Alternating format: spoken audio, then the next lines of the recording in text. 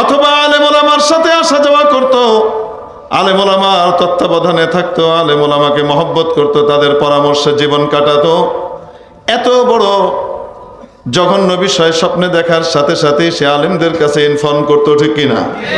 আলেম তাকে বলে দিতেন এটা শয়তানের পক্ষ থেকে, লা হাওলা ওয়ালা কুওয়াতা ইল্লা বিল্লাহ পড়েন।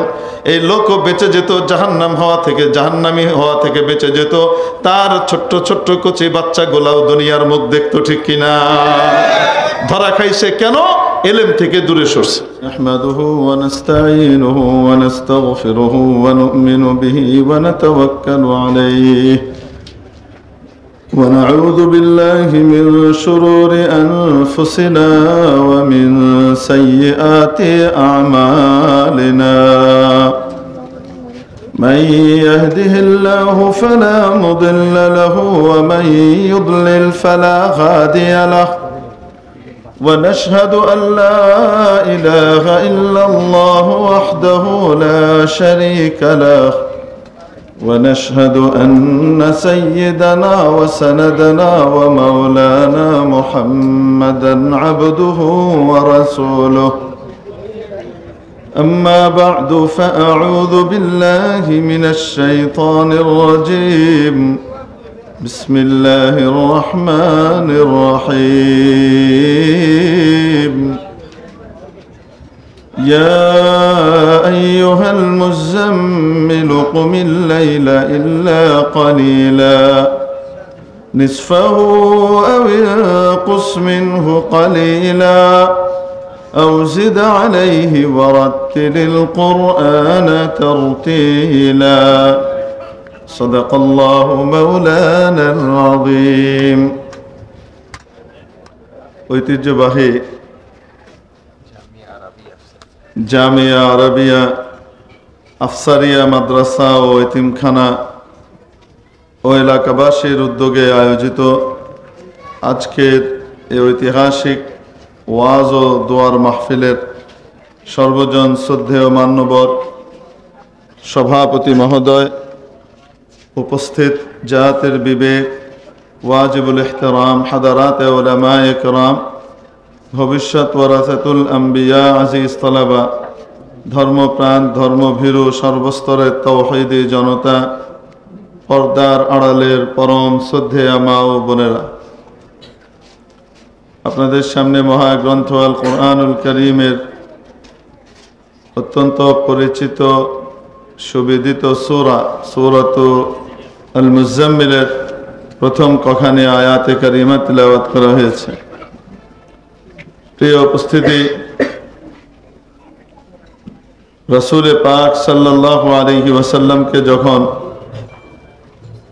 আসমানি ইলম দিয়ে, ওহী দিয়ে বাস্তবে রিসালাতের কাজ আল্লাহ রাব্বুল আলামিন সম্পন্ন করলেন, নবী পাক সাল্লাল্লাহু আলাইহি ওয়াসাল্লামকে যখন ওহী দেওয়া শুরু করেন, এর ওহীর সূচনা ছিল স্বপ্ন। কারণ নবীদের যে স্বপ্ন, এই স্বপ্ন ওহী হয়। নবীর স্বপ্ন ওহী। আল্লাহ তাআলা যে কয় সিস্টেমে নবীকে ওহী দেন, তার মধ্যে একটা সিস্টেম হলো স্বপ্ন। এজন্যই হযরত ইব্রাহিম আলাইহিস সালাম যখন স্বপ্ন দেখলেন, ইয়া বুনাইয়া ইন্নী আরা ফিল মানামি আন্নী আযবাহুকা ফানজুর মাযা তারা, বৎস আমি স্বপ্নে দেখলাম যে আমি তোমাকে জবাই করছি, তোমাকে কোরবানি দিচ্ছি, তোমার কি মতামত বলো। ছেলেও জানতেন যে বাবা নবী, আর নবীর স্বপ্ন মানে ওহী। এজন্য সন্তান যে উত্তর দিয়েছিলেন, অদ্ভুত উত্তর, ইয়া আবাতি ফাআল মা তু'মার, আব্বাজান আপনি তা চট করে ফেলেন যে ব্যাপারে আপনাকে আদেশ করা হয়েছে। যে বিষয়ে আপনি আদিষ্ট হয়েছেন তা তৎক্ষণাৎ করে ফেলেন, বাস্তবায়ন করে ফেলেন। সন্তানও জানতেন আব্বাজান আল্লাহর খলিল নবী, আর নবীর স্বপ্ন ওহী। ওহীতে যেহেতু ওহির মাধ্যমে যেহেতু দেখেছেন জবাই করতে, তাহলে এটি কার আদেশ? আম্মা জান সিদ্দিকা রাদিয়াল্লাহু তাআলা আনহা হাদিস শরীফ বর্ণনা করেন, বুখারী শরীফের প্রথম পৃষ্ঠার হাদিস। আম্মা জান সিদ্দিকা রাদিয়াল্লাহু তাআলা আনহা বলেন, আউয়ালু মা বুদিআ বিহি রাসূলুল্লাহ সাল্লাল্লাহু আলাইহি ওয়াসাল্লাম মিনাল ওয়াহয়ি আর-রু'য়া সালিহা। নবীজি সাল্লাল্লাহু আলাইহি ওয়াসাল্লামের কাছে ওহির সূচনা হলো, সর্বপ্রথম ওহি আসা শুরু হলো, প্রত্যাদেশ আসা শুরু হলো কিসের মাধ্যমে? ভালো ভালো স্বপ্নের মাধ্যমে। কারণ নবীর স্বপ্ন কি? ফাকানা লা ইয়ারা শাইআন ফিল মানাম ইল্লা জাআ মিথলা ফালকিস সুবহ। যাই তিনি স্বপ্নে দেখতেন সেটাই প্রভাত রশ্মির মতো সকাল বেলায় যখন সূর্য ওঠে চারিদিক যেভাবে উদ্ভাসিত হয়ে যায়, সকল আধার এবং অন্ধকার বিদরিত হয়ে যায়, গোটা ধরিত্রী আলোয় ঝলমল করতে থাকে, ঠিক তেমনি ভাবে নবীজি যা দেখতেন স্বপ্নে তাই হুবহু বাস্তবে প্রমাণিত হয়ে যেত, উদ্ভাসিত হয়ে যেত।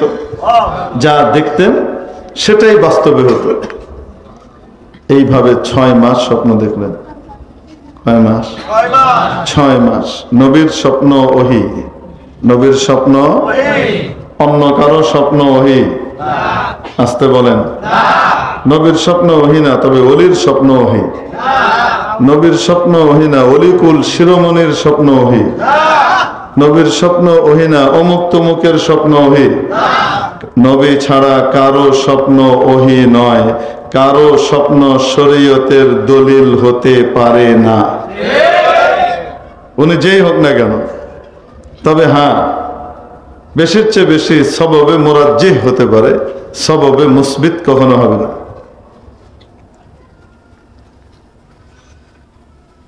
উম্মত স্বপ্ন দেখে, নবীও স্বপ্ন দেখেন।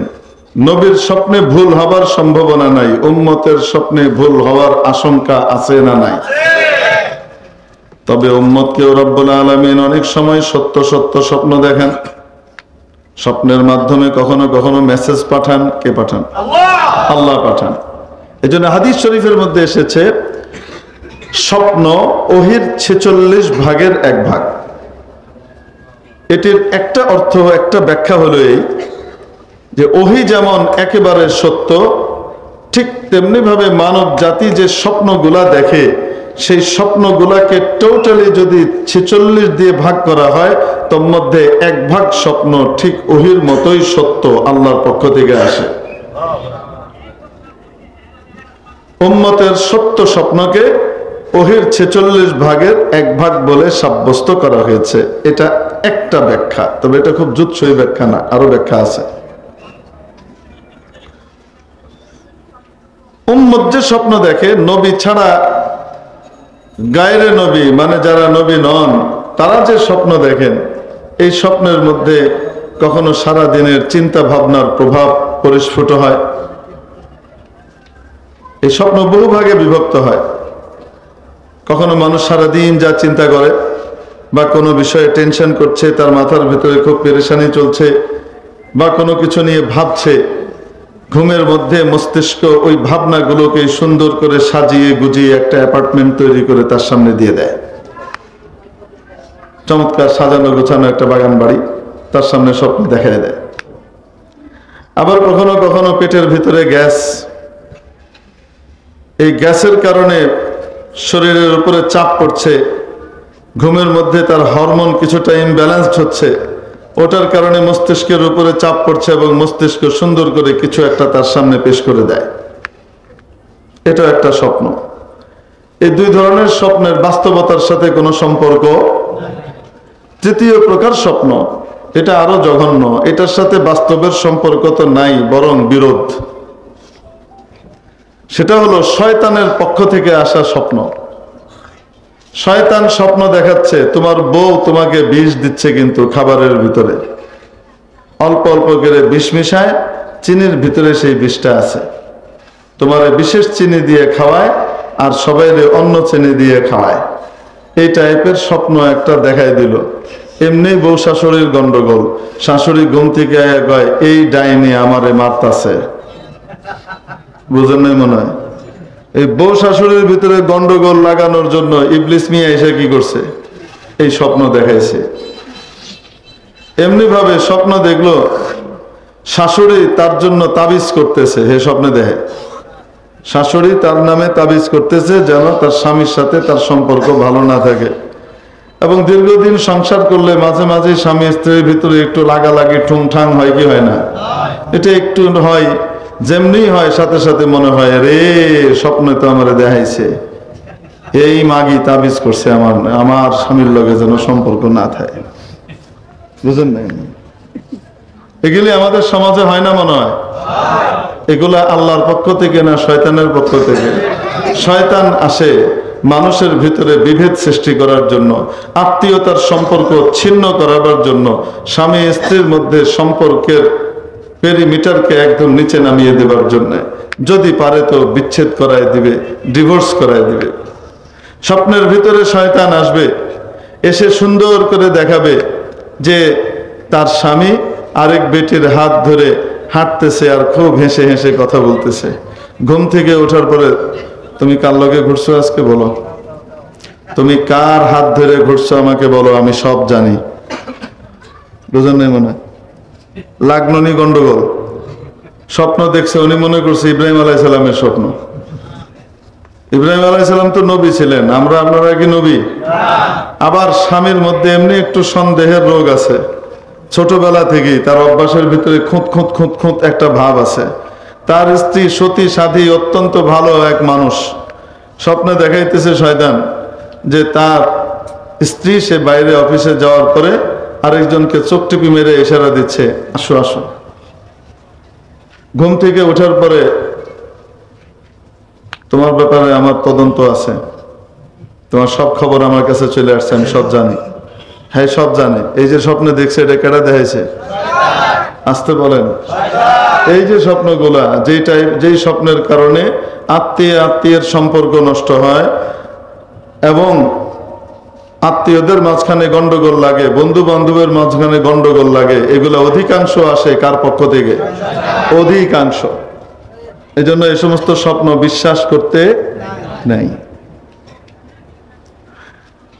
কিছুদিন আগে, না বেশি না, এখন এক যুগও পার হয় নাই, মনে হয় 10-11 বছর হবে, নেত্রকোনাতে এক লোক তার 4জন না 5জন ছোট ছোট বাচ্চাকে রাতের বেলায় জবাই করে দিছে। নওয়াজুবিল্লাহ। জবাই করে দিয়ে দিব্যি ঘুরে বেড়াইতেছে এবং সে খুব আনন্দিত। পুলিশ ধরছে, সে পালাইও যায় না। কোর্টে চালান দেওয়া হয়েছে। ম্যাজিস্ট্রেট জিজ্ঞেস করছে তুমি কেন জবাই করছো? আমাকে আল্লাহ পাক আদেশ করছেন। কোথায় আদেশ করছে? আমি স্বপ্নে দেখছি ইব্রাহিম আলাইহিস সালামের মতো যে তোমার সবচেয়ে প্রিয় জিনিস তোমার সন্তানদেরকে আমার রাহে কোরবানি করো। আমি এই স্বপ্ন দেখছি ইব্রাহিম আলাইহিস সালাম এক ছেলে কোরবানি করে আল্লাহর এত কাছে গেছে, তো আমি 4 ছেলে কোরবানি করে তো আল্লাহর অনেক কাছে চলে যেতে পারবো। নাউজুবিল্লাহ বলেন না। এই হারামখোর এই বেটা এতটুকুও বুঝতে পারে নাই যে শয়তান তার স্বপ্নের ভিতরে আসছে। সে ইব্রাহিম আলাইহিস সালাম না, ইব্রাহিম আলাইহিস সালাম নবী, নবীর স্বপ্ন ওহী। তাই যেটা স্বপ্ন দেখছেন ওটা বাস্তবে পালন করা ওনার জন্য জরুরি। আর তুমি নবী না, শরীয়তের সাথে সাংঘর্ষিক, কোরআন সুন্নাহর সাথে সাংঘর্ষিক যে কোনো রকমের স্বপ্ন বুঝতে হবে এটা আল্লাহর পক্ষ থেকে না শয়তানের পক্ষ থেকে আসছে। এই পাগল বুঝেও নাই, ইবাদত মনে করে জঘন্যতম জাহান্নামী আমল করে জাহান্নামের রাস্তা সুগম করেছে। ঠিক কি ঠিক না? ধরাটা কোথায় খাইছে? এলেম নাই। ধরাটা কোথায় খেয়েছে? এলেম নাই। যদি আলেম হতো অথবা আলেম ওলামার সাথে আসা যাওয়া করতো, আলেম ওলামার তত্ত্বাবধানে থাকতো, আলেম ওলামাকে মহব্বত করতো, তাদের পরামর্শে জীবন কাটাতো, এত বড় জঘন্য বিষয় স্বপ্নে দেখার সাথে সাথে সে আলেমদের কাছে ইনফর্ম করতো। ঠিক কিনা? আলেম তাকে বলে দিতেন এটা শয়তানের পক্ষ থেকে, লা হাওলা ওয়ালা কুওয়াতা ইল্লা বিল্লাহ পড়েন। এই লোকও বেঁচে যেত জাহান্নাম হওয়া থেকে, জাহান্নামী হওয়া থেকে বেঁচে যেত। তার ছোট্ট ছোট্ট কচি বাচ্চাগুলাও দুনিয়ার মুখ দেখতো। ঠিক কিনা? ধরা খাইছে কেন? এলেম থেকে দূরে সরছে। এজন্য মনে রাখবেন শয়তানের সর্বপ্রথম চেষ্টা হয় এলেম থেকে, এলেমওয়ালা থেকে উম্মতকে দূরে সরাও, তাহলে তাকে গুমরাহ করে জাহান্নামে নেওয়ার জন্য সিনেমা হলে নেওয়া লাগবে না, তাকে ইবাদতের রূপ ধরে তাকে জাহান্নামে পৌঁছায় দেওয়া 2 মিনিটের ব্যাপার। মেরে মুহতারাম দোস্ত, উম্মতকে বুঝতে হবে যে নবীর অনুপস্থিতিতে, নবীদের অনুপস্থিতিতে নবীর ওয়ারিসরা হলেন উম্মতের অভিভাবক। অতএব উম্মতকে সবসময় তার অভিভাবকের সাথে থেকে চলতে হবে, নতুবা কিন্তু মনে রাখতে হবে দলছুট ভেড়া, দলছুট মুরগিকে শিয়াল, হায়না, কুত্তা আর ওইখানকার বাঘ ভাল্লুক নেকড়ে নিয়ে চলে যায়। টেরও পাবে না কোন দিক থেকে জাহান্নামে গেছে, কোন দিক থেকে ঈমান হারায় ফেলছে, কোন দিক থেকে সারা জীবনের সমস্ত ইবাদত নস্যাৎ করে দিছে, টেরও পাবে না। এই জন্য মেরে মুহতারাম দোস্ত, আজিজ ও বুজুর্গ, সব সময় নবীর সাথে থাকতে হবে। নবী নাই তাই নবীর ওয়ারিসদের সাথে থাকা লাগবে, তাদের তত্ত্বাবধানে থেকে যে কোনো কাজ করতে হবে। আল্লাহ তাআলা আমাদেরকে বুঝবার তৌফিক দান করেন, সহি রাস্তা পাওয়ার তৌফিক দান করেন। এটা বড় একটা ফিতনা। এই লোককে যখন জিজ্ঞেস করছে, আপনি যে এরকম স্বপ্ন দেখলেন আর আপনি জবাই করে দিলেন, আপনি আলেম? কয় না, আলেম না। তো আপনি কোন আলেমকে জিজ্ঞেস করছেন এই স্বপ্নের ব্যাখ্যা? তাহলে তো আপনাকে আলেমরা স্বপ্নের সঠিক ব্যাখ্যা বলে দিত।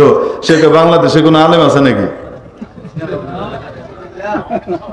দরাটা কই খাইছে বুঝতে পারছেন?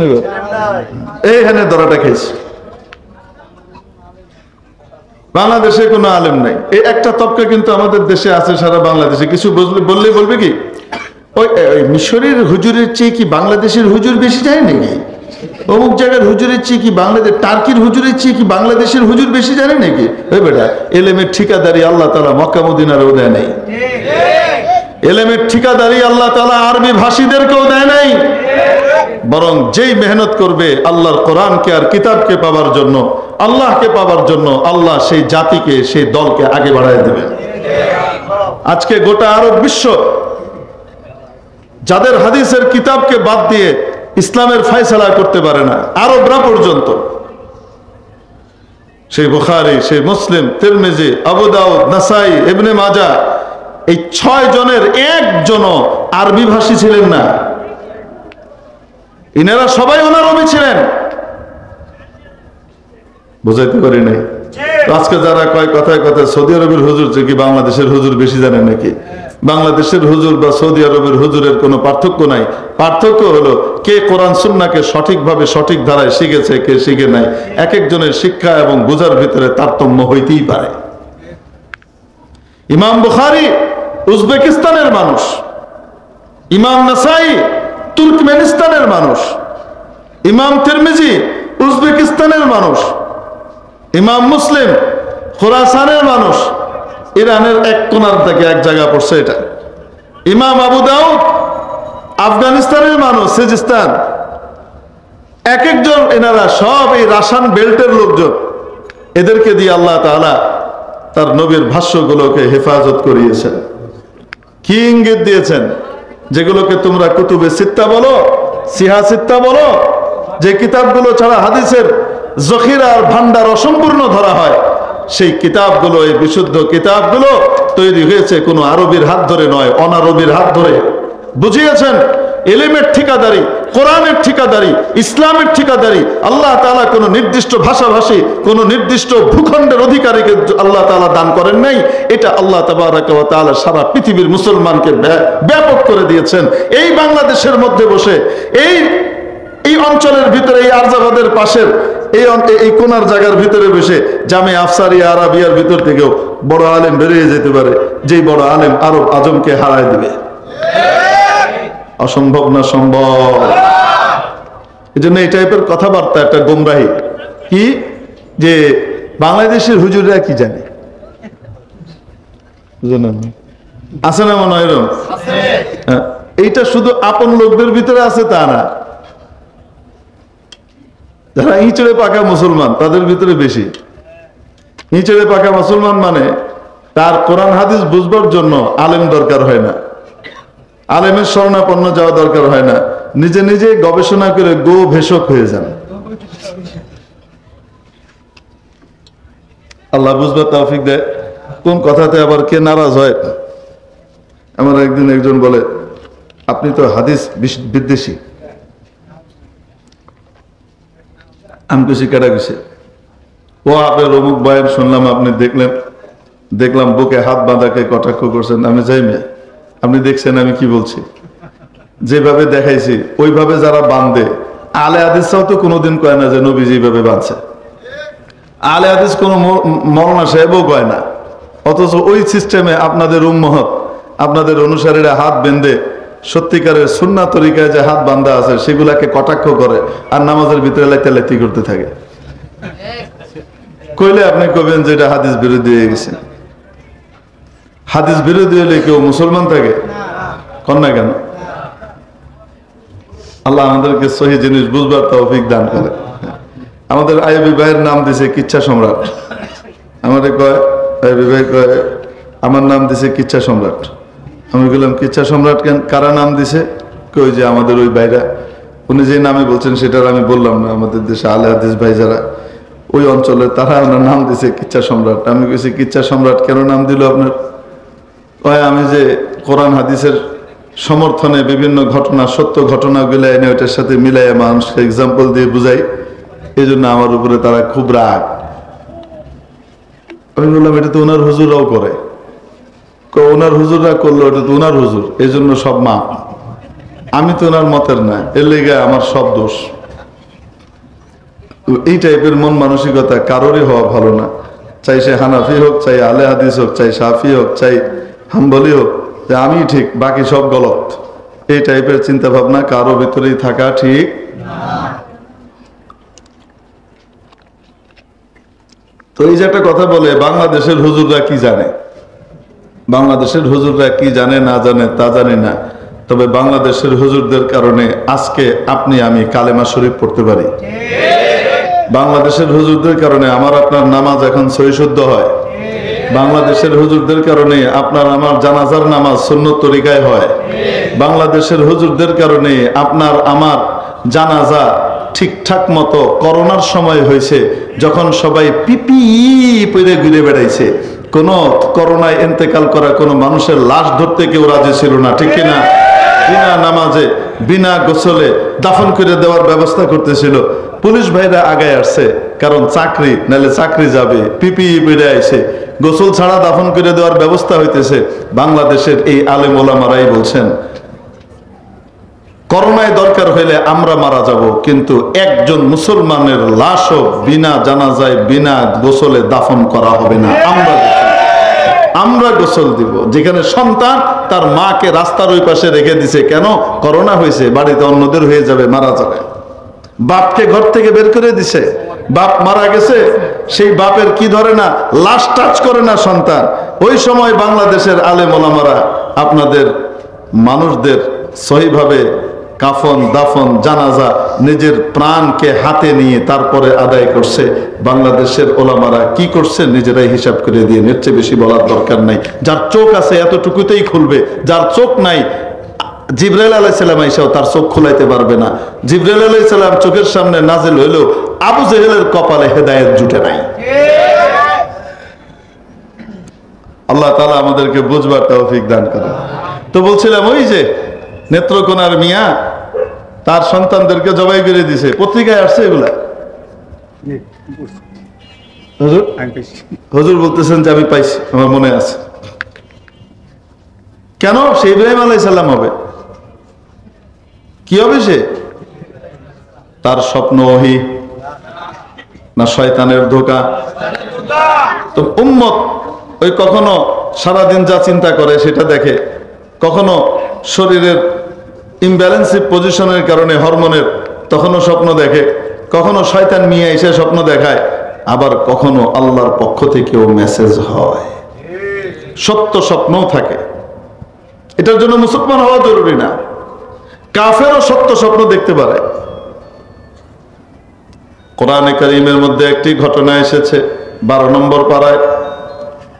হযরত ইউসুফ আলাইহিস সালাম যখন জেলখানায়, তখন মিশরের বাদশাহ একটা স্বপ্ন দেখলেন। 7টা মোটা তাজা গরু, 7টা একেবারে শুকনো দুর্বল কৃষকায় গরু।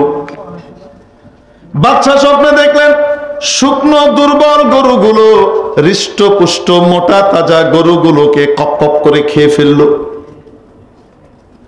আর 7টা তাজা শীষ ফসলের 7টা শুকনো শীষ। এটা স্বপ্ন দেখেছেন বাদশা। সকালবেলায় সবাইকে ডেকে জিজ্ঞেস করলেন, ইয়া আইয়ুহাল মালাউ আফতুনি ফি রুয়াই ইন কুনতুম লিররুয়া তা'বুরুন ইন কুনতুম লিররুয়া তা'বুরুন। আমি যে স্বপ্ন দেখেছি নেতৃবৃন্দ বলো দেখি, তোমরা যদি ব্যাখ্যা করতে পারো এটার ব্যাখ্যা দাও তো। এটা বললো আদগাত ওয়া আহলাম, এগুলো মহারাজ ফালতু স্বপ্ন, অর্থহীন অনর্থক স্বপ্ন। অনেকে অনর্থক স্বপ্ন।